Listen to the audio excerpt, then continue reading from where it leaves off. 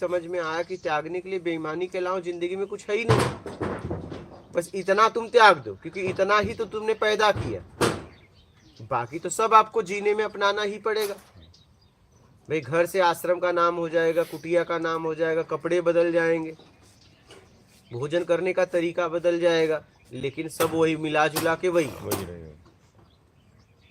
बहुत करोगे अपना शरीर का नाम बदल दोगे नहीं,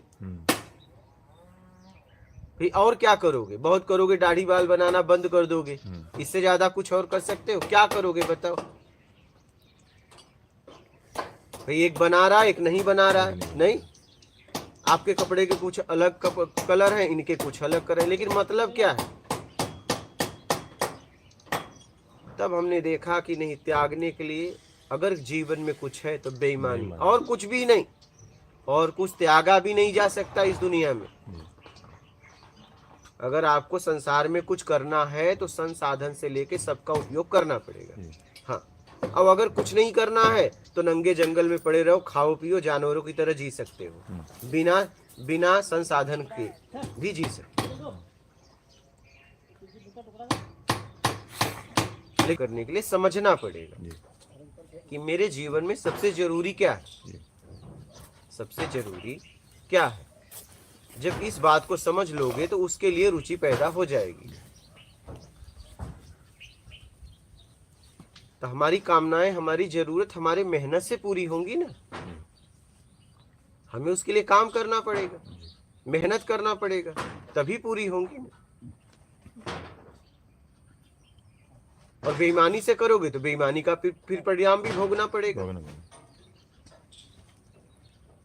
भाई अपनी जरूरत दो तरीके से पूरी की जा सकती है, एक मेहनत करके और एक किसी का पाकिट मार के। नहीं, हाँ, अगर पाकिट मारने में पकड़े गए तो तुरंत परिणाम है, बच गए तो प्रकृति परिणाम देगी। बचोगे नहीं आप, दंड तो आपको मिलना ही मिलना है, दंड तो मिलना ही मिलना है, क्योंकि पाकिट मारने वालों को भी पता है कि अगर उसकी कोई पाकिट मार दे तो दंड देगा। क्या? बेईमानी करने वाले को भी पता है अगर कोई बेईमान है तो उसे भी अपने घर में काम करने के लिए ईमानदार आदमी चाहिए। और कभी वो पकड़ा जाता है तो उसे धक्के मार के भगा देता है कि मैं नहीं जानता था तू बेईमान है। लेकिन ये दंड आपको भी मिलेगा, ये दंड आपको भी मिलेगा। वो पकड़ा गया, आप नहीं पकड़े गए हो, बस इतना ही फर्क है। क्या? लेकिन प्रकृति का हिसाब किताब वो लेगी अपने तरीके से, और जितना लेट हो रहा है उतना ज्यादा मिलेगा। क्या? क्योंकि प्रकृति का एक नियम है, जितना बीज बोते हो उसका कई गुना देती है। हाँ, तो जितना बेईमानी कर रहे हो उतने में निपटारा नहीं होगा, नहीं, उसका कई गुना सामने वाले पे उसका क्या परिणाम आया। जैसे मान लीजिए हम आपको बता रहे हैं, जैसे पेट्रोल पंप पे लोग पेट्रोल भराते हैं, तो उसमें भी लोग देखो इधर उधर चोरियां कर ही लेते हैं। मान लीजिए एक व्यक्ति हॉस्पिटल जा रहा है और वो लगभग 100 किलोमीटर जाएगा, लगभग इतना उसका हॉस्पिटल है। अब उसके पास कम पैसे थे, दवा का भी पैसा देना था, उसने एकदम एवरेज में भराया, पूरा एवरेज निकाल के उसने पेट्रोल भरा दिया, ठीक है। और आपने आधा या कुछ आधे से ज्यादा या कम इधर उधर मार लिया। अब रास्ते में अगर गाड़ी बंद हो गई तो उसका जिम्मेदार कौन होगा? बाप को उसका दंड कभी न कभी प्रकृति को आपको हिसाब देना पड़ेगा। और वही व्यक्ति सामान्य जा रहा था और आपने उसका मार दिया, तो एक का परिणाम बहुत बुरा मिलेगा, जो हॉस्पिटल जा रहा था एक का कम मिलेगा। बस तरीके समझ रहे? वही काम का परिणाम इधर उधर भी मिलता है, क्योंकि जब सामने वाले को पता चलेगा कि मेरे गाड़ी का एवरेज तो इतना ही है, उसने मार दिया, तो वो कितना बददुआ देगा, क्योंकि उसे पहुंचना बहुत इमरजेंसी था। हो सकता है वो पेशेंट को ही लेके जा रहा हो और रास्ते में ही कोई घटना घट गई, समझिएगा। तो बहुत सोच समझ के आप करिए, आपके काम का कर्म का परिणाम पता नहीं क्या आ जाएगा, कुछ बोल नहीं सकते। पता चला कि जिसकी आप पैकेट मार रहे हो वो दवा खाने जा रहा था, दवा का हिसाब किताब चुकाने, या कुछ दवाई लेने जा रहा था और आपने पैकेट मार लिया और पता चला वो दवा नहीं ले पाया और पेशेंट को कुछ गड़बड़ी हो गई, तो उसका जिम्मेदार कौन होगा?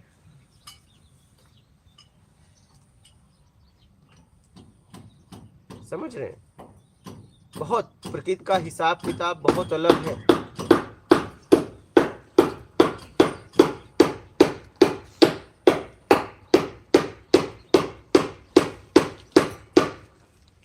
इसलिए सोच समझ के कर्म करना चाहिए। बेईमानी का तो पूरी तरह त्याग करो। अभी समझ में आया है, अभी त्याग करो, इसमें विलंब करो ही मत। ठीक है, पिछला अपना किया हुआ किसी से न मत बताओ, छोड़ दो, नहीं तो फिर क्या हो, व्यवहारिक जगत में जी नहीं पाओगे। लेकिन आगे मत करो। क्या? आगे मत करो, पिछला मत बताओ, लेकिन आगे मत करो, क्योंकि पिछला बताने लगोगे तो उथल पुथल रिश्ते हो जाएंगे। ठीक है, पिछला मत बताइए, लेकिन आगे मत करिए। क्या?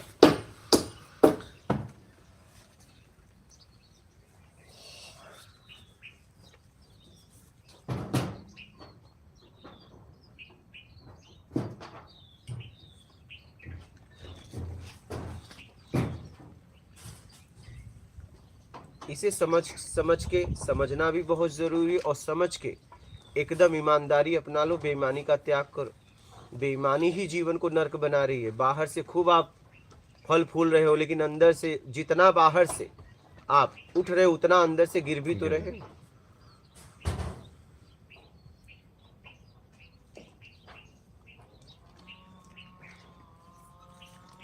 अभी हमारे पास एक पति पत्नी आए थे गर्मी में, ज्यादा भी गर्मी नहीं था।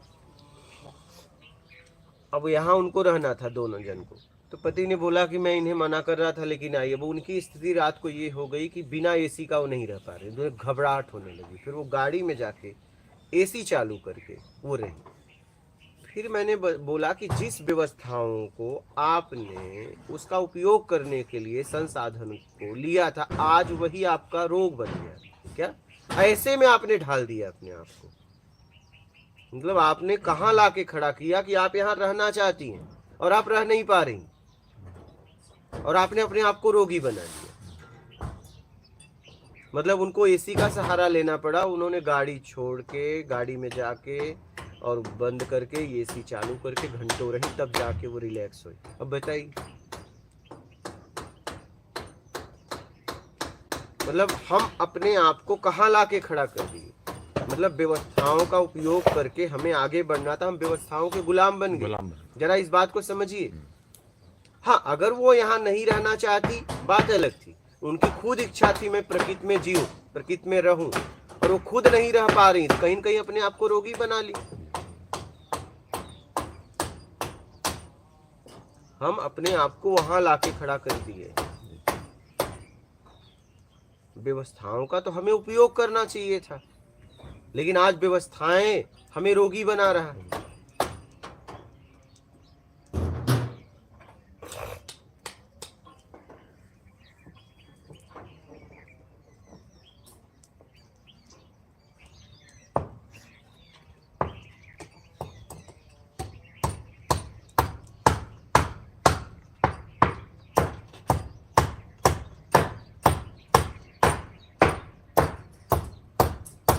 हमने जीवन में यही देखा कि त्याग त्याग त्याग। हम भी त्याग करने निकले थे 2011 में। फिर लेकिन कुछ करना है तो संसाधन का उपयोग आपको करना पड़ेगा। तो हमने देखा कि इस संसार में अगर त्यागने के लिए कुछ है तो बेईमानी, बस, और कुछ भी नहीं। बेईमानी में कर्म करते हुए छल कपट चोरी बेईमानी चापलूसी बकाई धूर्तता पाखंड, ये और मान की इच्छा, योग्यता से ज्यादा पाने की इच्छा, बड़ा छोटा बनने की इच्छा, दिखावा, बस इतना का त्याग करना है। बस इतना हमने पैदा किया है। क्या? अपनी समझ से, और एकदम होश पूर्वक। जो लोग बोलते हैं ना होश में रहो, अरे आप एकदम होश में हो। क्या? बेहोशी में होते तो बेईमानी तो नहीं करते।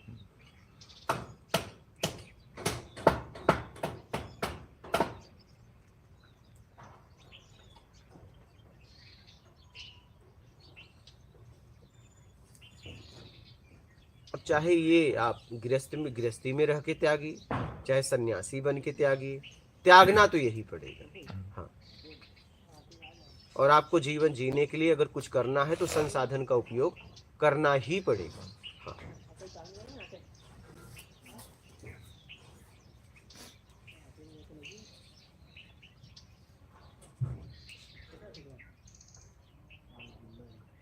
बात समझ रहे हैं?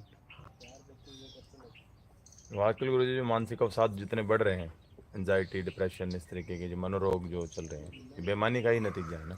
मूल बेईमानी, क्योंकि देखिए आप बेईमानी का धन आपके पास आ रहा है और उससे आप व्यवस्थाएं ला रहे हो। ठीक है, अभी मान लीजिए जैसे आप भोजन कर रहे हो और एक व्यक्ति आया जिसने आपको भोजन दिया, उसके प्रति आपका लगाव था, भोजन आप बढ़िया से कर रहे हो, बड़ा अच्छा लग रहा है। एक व्यक्ति आया और उसने कहा कि अरे तुम्हारे शत्रु के यहाँ से भोजन ला के दिया, अब वही भोजन आपको घुटन देने लगा। भोजन वही है, आप करने वाले वही है, लेकिन अब वही भोजन घुटन देने लगा। अगर ज्यादा शत्रुता है तो ऐसा होगा कि जितना मैं खाया हूँ वो निकल जाए। नहीं, फिर एक व्यक्ति कुछ देर बाद आया, बोला अरे मजाक कर रहा था, फिर वही भोजन में रुचि हो गई। बात समझ रहे हैं? भोजन तो वही है, घुमा फिरा के वही है। कहने का मतलब ये है कि आपका किस कर्म के द्वारा, कर्म में क्या भाव है, ईमानदारी का कि बेईमानी का। ठीक है, अगर ईमानदारी से अगर आपका इनकम है तो आपके घर में सुख शांति समृद्धि संपन्नता रहेगी आंतरिक। और अगर आप बेईमानी से है तो आपके जीवन में कलह होगा। और आप देख लो, आप जाके देखना, लोग बाहर से संपन्न है, अंदर से देख लेना जितने बेईमान है।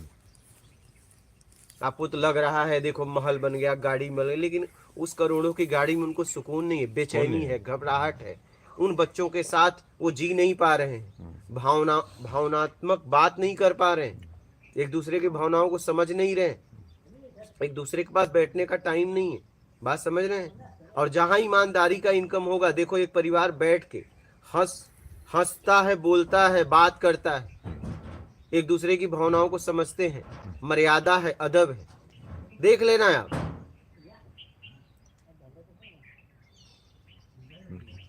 आप ये देख लेना। संपन्नता आंतरिक होना चाहिए, बाहरी नहीं। समझ रहे हैं? संपन्नता आंतरिक होना चाहिए, बाहरी नहीं। बाहरी तो संसाधन जरूरत की है। मैं कह रहा हूं, चाहे अरबपति हो बगल में और एक झोपड़ी वाला हो, उसके थाले में भी गेहूं की रोटी ही जा रही, उसके भी नहीं सेम जा रही। बस वो डाइनिंग टेबल पे एसी में बैठ के खा रहा है, अपनी झोपड़ी में पंखे के नीचे खा रहा है, लेकिन जरूरत दोनों की पूरी हो रही है। नहीं,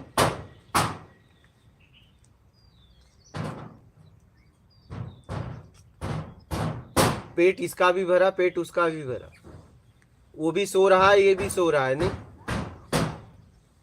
और नींद आने के बाद ये पता ही नहीं चलता कि मैं किस बिस्तर पे हूँ, नहीं किस खाट पे हूँ। वो तो आंख खुलने के बाद पता चलता है, फिर झोपड़ी दिखता है। एक समय तो ऐसा आता है नींद के बाद, न वो महल में रहता है, न ये झोपड़ी में रहता है। नहीं, इस पे वो कहानी भी है ना जी, राजा जनक की, कि उनको वो जो सपन आया था और वो हाँ, सपन में वो भूखे थे, और भूखे होने के बाद फिर उन्होंने जब भूख मांगा तो वो दो जानवर लड़ रहे थे, तो उनका वो खिचड़ी का वो भी गिरा दिया। हाँ, वही बात है, पका रहे थे। हाँ, तो जब उनको होश आया तो तब उनको ये डाउट हुआ कि अब इतना था और देखा तो महल में है, कि भाई वो सच्चा है कि ये सच्चा है। वही कहने का मतलब है, हम लोगों को भी ऐसे ऐसे सपन आते हैं। नहीं, हम लोगों को भी आते हैं, लेकिन हम तो बस बाहर की चीजों में उलझे हुए हैं, आंतरिक तो जा ही नहीं रहे हैं।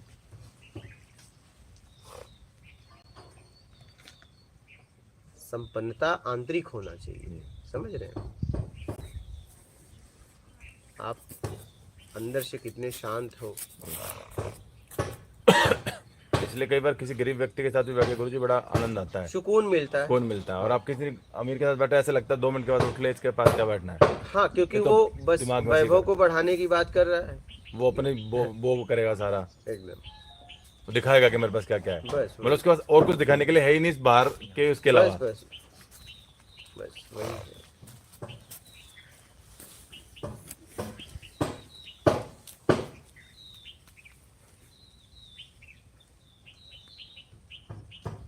प्रकृति का कितना उपयोग है गुरुजी? जैसे प्रकृति में आप जितना रहेंगे उतना ज्यादा सहज रहेंगे, उतना ज्यादा आपका ध्यान लगेगा। और हाँ, किस तरीके से रह रहे हैं, रहने का भाव क्या है। हाँ क्योंकि प्रकृति में जंगल में जो पेड़ काटते हैं वो भी प्रकृति में ही रहते हैं।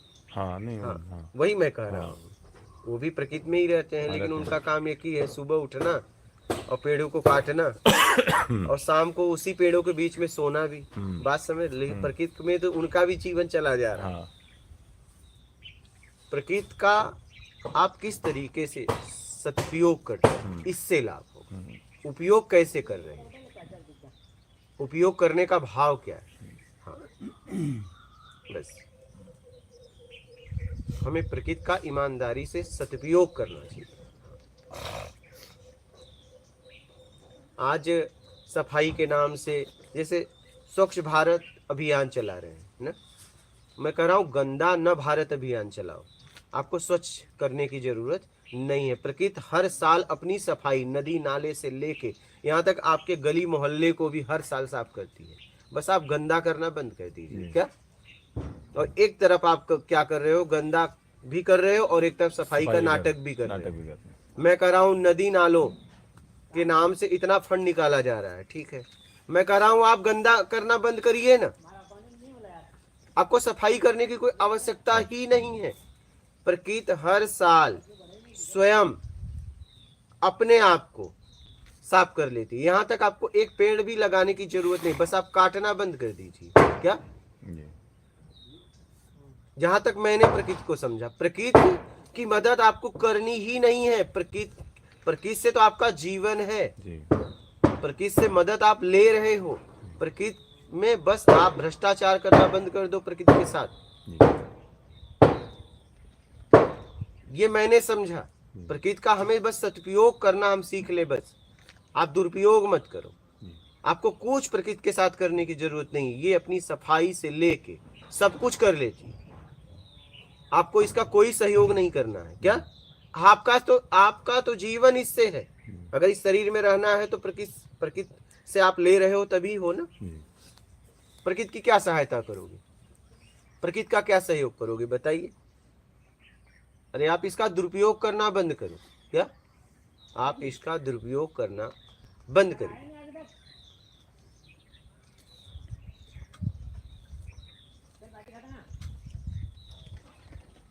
हमने यही देखा कि प्रकृति तो स्वयं अपनी सफाई से लेके सब व्यवस्था कर लेती है। हम बेमतलब का हम कर रहे हैं, नहीं हम प्रकृति में ये कर रहे हैं, ये कर रहे हैं।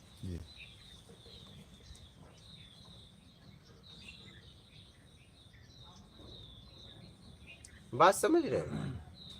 जहां तक मैंने समझा,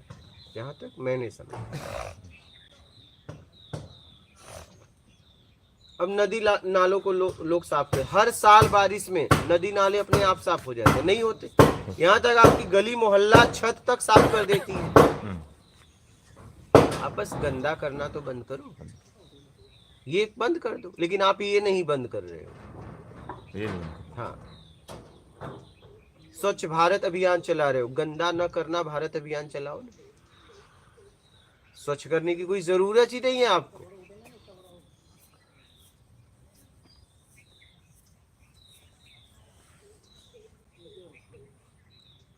लेकिन अभियान चलाने में मैं खड़ा होता है नहीं। हाँ, गंदा करेंगे फिर साफ करेंगे। हाँ, गंदा करने वाला फोटो नहीं दिखाएंगे, साफ करने वाला फोटो दिखाएंगे।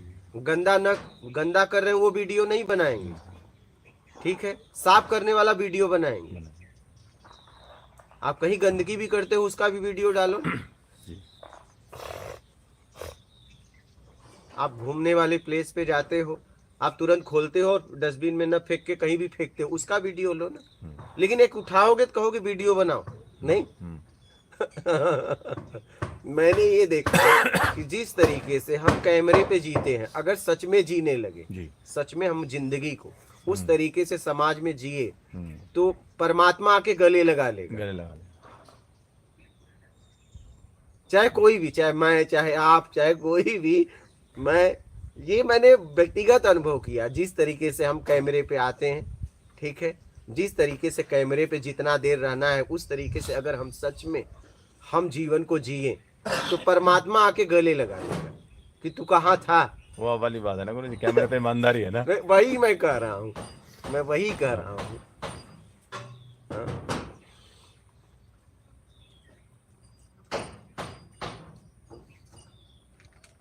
जिस तरीके से हम कैमरे पे जीते हैं उस तरीके से हम सच में अगर जिंदगी को जिए तो परमात्मा को ढूंढना ही नहीं, परमात्मा तुमको ढूंढ लेगा।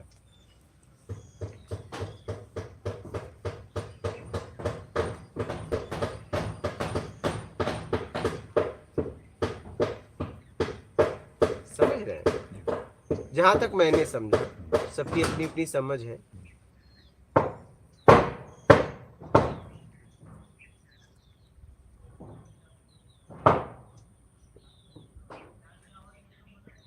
बोलिए महाराज जी, कोई लाइव प्रश्न आया? आशीष परवार। गुरुजी प्रणाम, मात नर्मदे हर। राज कापड़िया। पूजनीय गुरुदेव के चरणों में दंडवत प्रणाम, मात नर्मदे हर। प्रेमलता। प्रणाम गुरुजी, मात नर्मदे हर। दिनेश यादव। गुरुजी सादर दंडवत प्रणाम, जय मात नर्मदे हर। Holmes kitchen. मात नर्मदे हर गुरुजी, कोटि कोटि प्रणाम। दीपक केवट। जय श्री राम गुरुजी, चरण स्पर्श गुरुजी। रजनीश शर्मा। प्रणाम गुरुजी। प्यार चंद्र मीना। गुरुजी प्रणाम। प्रेम यादव। गुरुजी सादर दंडवत प्रणाम, मात नर्मदे हर। तलोई अमेठी उत्तर प्रदेश से। तेजमल कुंती। जय द्वारकाधीश गुरुजी। संजय वाजपेयी। नर्मदे हर प्रभु जी, जय परमात्मा। मुक्ता शर्मा। जय माता दी गुरुजी। रागिनी चौरसिया। नर्मदे हर गुरुजी, कोटि कोटि प्रणाम। आत्मज्ञान। अशोक जी। नर्मदे हर गुरुजी, राजस्थान अशोक। मानस शर्मा। गुरुजी क्या कोई भी आत्मज्ञानी अपनी इच्छा से शरीर का त्याग कर सकता है? आत्मज्ञान तक पहुंचो और खुद देख लो। मानस शर्मा। गुरुजी मात नर्मदे हर। प्यार चंद्र मीना। गुरुजी आप जी को सुनने से ऐसा लगता है जैसे बहुत वजन उठाकर हम चल रहे, और आज अब जब सत्संग सुनते हैं तो मैं हल्का हो जाता हूँ। लगता है आप कृपया करिए कि आगे आपके वचनों पर चलें। कमलेश जी। गुरु जी के चरणों में कोटि कोटि